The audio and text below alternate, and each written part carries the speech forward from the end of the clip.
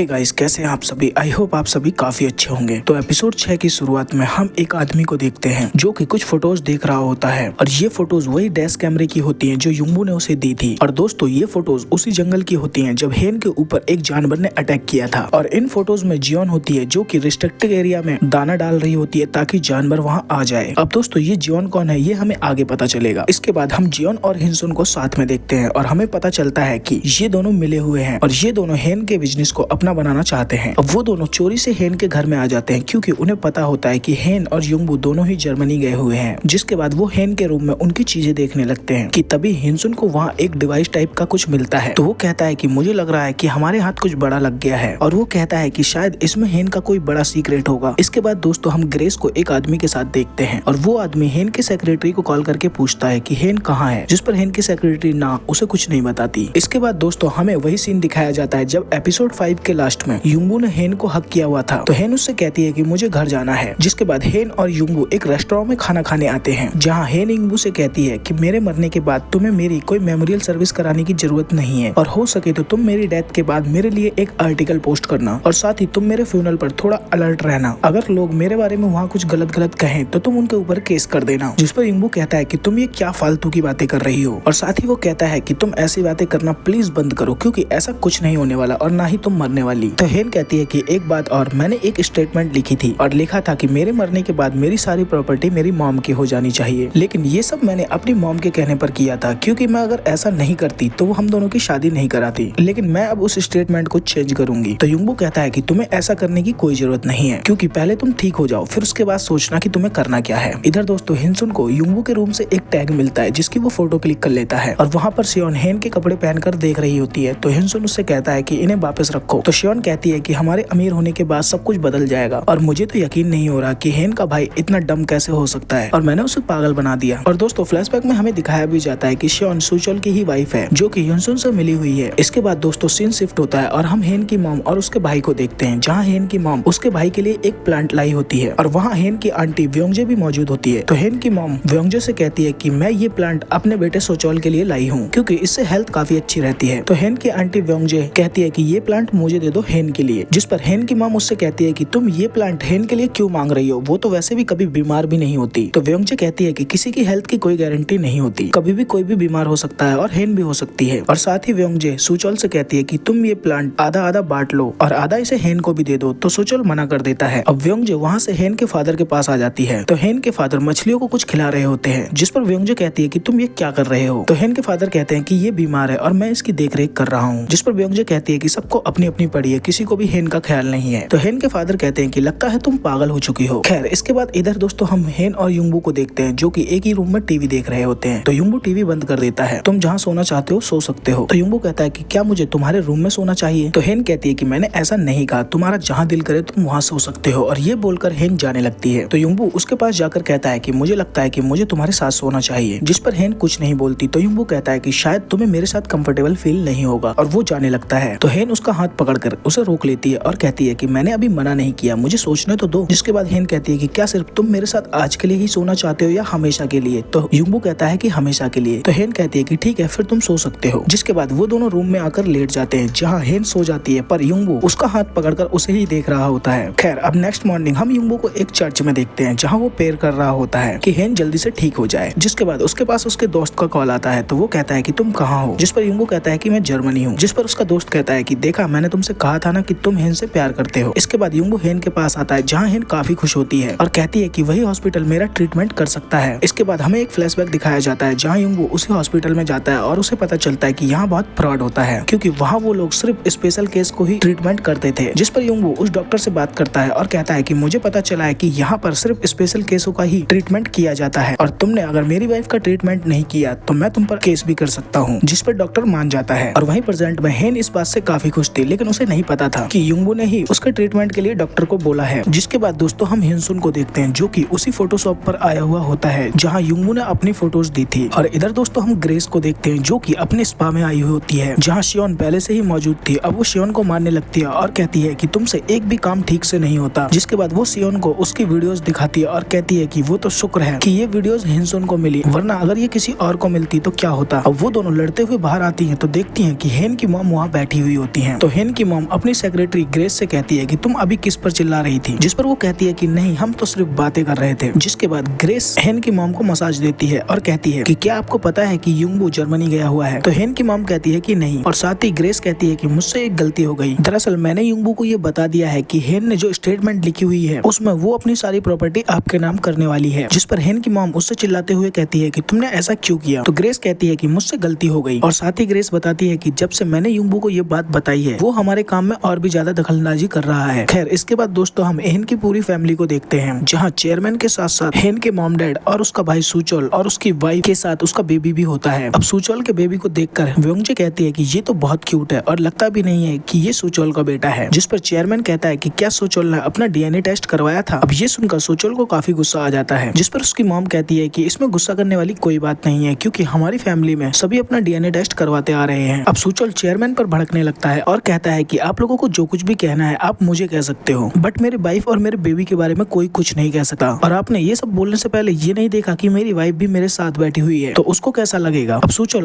अपनी wife Shawn और अपनी बेबी को वहाँ से ले जाता है। अब सुचोल अपने घर आकर अपनी बेबी की तरफ देखकर कहता है कि ये तो बिल्कुल मुझ पे ही गया है, और साथ ही वो अपनी वाइफ शॉन से कहता है कि मुझे माफ कर दो, घर में सबसे वीकेस्ट मेंबर मैं ही हूँ, तो इसलिए ही मेरी फैमिली वाले ऐसा सब कुछ बोल सकते हैं और मेरी वजह से तुम्हें ये सब सुनना पड़ा। इसके बाद दोस्तों सीन शिफ्ट होता है और हम देखते हैं कि युंगबू के गाँव में कुछ लोग गाड़ी से आते हैं और वो युंगबू के फादर से पूछते हैं कि ये कौन सी जगह है, और साथ ही वो एक वीडियो दिखाते हैं कि जिसमें हेन भी होती है। दरअसल दोस्तों अब ये गाँव फेमस हो चुका था क्योंकि वहाँ हेन ने विजिट किया था। खैर, इधर दोस्तों हम हेन और युंगबू को देखते हैं, जहाँ पर एक लड़की आती है और वो युंगबू को हेलो बोलती है। तो हेन उससे कहती है कि ये मैरिड है और तुम 5 साल लेट हो। अब वो लड़की तो वहाँ से चली जाती है, बट युंगबू उसकी तरफ देखकर स्माइल कर रहा होता है और वो हेन से कहता है कि यहाँ का कल्चर काफी अच्छा है, सब लोग एक दूसरे के साथ अच्छे से रहते हैं। जिस पर हेन कहती है कि तुम तो बहुत खुश रहते होगे क्योंकि तुम बहुत सारी लड़कियों के बीच में पॉपुलर हो और प्रिंसिपल डॉटर के लिए भी। तो युंगबू कहता है कि प्रिंसिपल डॉटर। तो हेन कहती है हाँ, मैं शोयोंग की बात कर रही हूँ, मुझे तुम्हारी बहन ने बताया था कि प्रिंसिपल की लड़की तुम्हारा पहला प्यार है। तो युंगबू कहता है कि ऐसा कुछ नहीं है, मैं तो उससे मिला भी नहीं था, बट वो बहुत ही ज्यादा प्रीटी थी। जिसके बाद उन दोनों के बीच में बहस शुरू हो जाती है क्योंकि हेन युंगबू को उसके पहले प्यार के लिए बोल रही होती है और युंगबू हेन को। खैर, इधर दोस्तों हम हेन के फादर को देखते हैं जो कि अपने घर पर जा रहे होते हैं, पर वो देखते हैं कि वहाँ कुछ और लोग भी अंदर जा रहे हैं। तो वो सिक्योरिटी गार्ड से पूछते हैं कि ये कौन है। तो सिक्योरिटी उसे बताता है कि शायद कैमरास में कुछ प्रॉब्लम्स आ गई हैं, इसलिए ये उन्हें ठीक करने जा रहे हैं। लेकिन दोस्तों ये सब ग्रेस के आदमी होते हैं और ये हिंसन के रूम में जाकर उसी डिवाइस को ऑन करते हैं जो कि हिंसन ने हेन के रूम से चुराई थी। अब उस डिवाइस के अंदर इन्हें डिवोर्स के पेपर मिलते हैं। तो ग्रेस कहती है कि मुझे तो पहले ही पता था कि इन लोगों के बीच में बिल्कुल नहीं बन रही है। और इधर दोस्तों हम हेन और युंगबू को देखते हैं जो कि एक जगह पर अपने अपने ताले ढूंढ रहे थे जो कि उन्हें नहीं मिल रहे होते हैं। तो हेन कहती है कि शायद हमारे ताले उन्होंने फेंक दिए होंगे। जिसके बाद हम हेन को हॉस्पिटल में देखते हैं जो कि अपने चेकअप्स के लिए आई होती है, बट उसका फेस उतरा हुआ होता है। तो युंगबू कहता है कि क्या हुआ। तो हेन कहती है कि मेरा वेट गेन हो गया है, पर मैं नहीं चाहती हूँ कि मेरा वेट गेन हो क्योंकि मैं लाइफ टाइम प्रीटी दिखना चाहती हूँ। जिस पर युंगबू कहता है कि अगर मैं कहूँ कि तुम्हारा वेट गेन होने के बाद भी तुम मुझे प्रीटी लगती हो तो शायद तुम्हें तो यकीन ही नहीं होगा। लेकिन हेन अपना वेट कम करने के लिए वहाँ पर एक्सरसाइज करने लगती है कि तभी वहाँ नर्स आती है और हेन को चेकअप के लिए बोलती है। तो हेन वहाँ से जाने लगती है कि तभी उसे वहाँ एक छोटा सा बच्चा दिखता है और वो उसे फॉलो करते हुए काफी दूर आ जाती है। लेकिन कुछ दूर आने के बाद वो देखती है कि वहाँ पर कोई नहीं है और ये सिर्फ उसका भ्रम था। और इधर युंगबू के पास नर्स आती है और कहती है कि पेशेंट तो अंदर आई ही नहीं है, हमने सारे सीसीटीवी कैमरास भी चेक कर लिए हैं पर वो हॉस्पिटल में ही नहीं है। अब ये सुनकर युंगबू काफी घबरा जाता है और वो भागते हुए हेन को ढूंढने लगता है कि तभी उसे वहाँ एक पेशेंट पड़ी हुई दिखती है। तो उसे लगता है कि शायद ये हेन है, लेकिन वो हेन नहीं होती बल्कि कोई और लड़की होती है। कि तभी उसके पास हेन आती है और कहती है कि मुझे बहुत तेज भूख लगी है। पर युंगबू उसे देखकर हक कर लेता है और कहता है कि तुमने तो मेरी जान ही निकाल दी थी। जिसके बाद वो दोनों खाना खाने के लिए बैठते हैं। तो युंगबू कहता है कि क्या तुम्हें इस बार भी याद नहीं था कि तुम वहाँ कैसे पहुंची। तो हेन कहती है कि नहीं, मुझे याद है, मैंने सुबोन को देखा था। जिसके बाद दोस्तों हमें एक और फ्लैशबैक दिखाया जाता है जहाँ हेन बचपन में अपने भाई सुबोन के साथ एक ट्रिप पर आई हुई होती है और हेन बोट से पानी में गिर जाती है और हेन को बचाने के लिए सुबोन भी पानी में कूद जाता है और वो हेन को बचा भी लेता है। कि तभी वहाँ हेन की मॉम आती है और कहती है कि तुम ठीक तो हो ना, और साथ ही वो कहती है कि सुबोन कहाँ है। तो उन्हें सुबोन मिल भी जाता है, लेकिन तब तक सुबोन मर चुका था और यही एक रीजन होता है जिसकी वजह से हेन की मॉम हेन को ज्यादा पसंद नहीं करती है। और वहीं दोस्तों प्रेजेंट में युंगबू हेन से कहता है कि इसमें तुम्हारी कोई गलती नहीं है। तो हेन कहती है हाँ, बट फिर भी मुझे सुबोन के लिए गिल्ट फील होता है और मुझे लगता है कि जैसे से मैंने उसकी लाइफ ले ली है, जबकि मरना तो मुझे चाहिए था।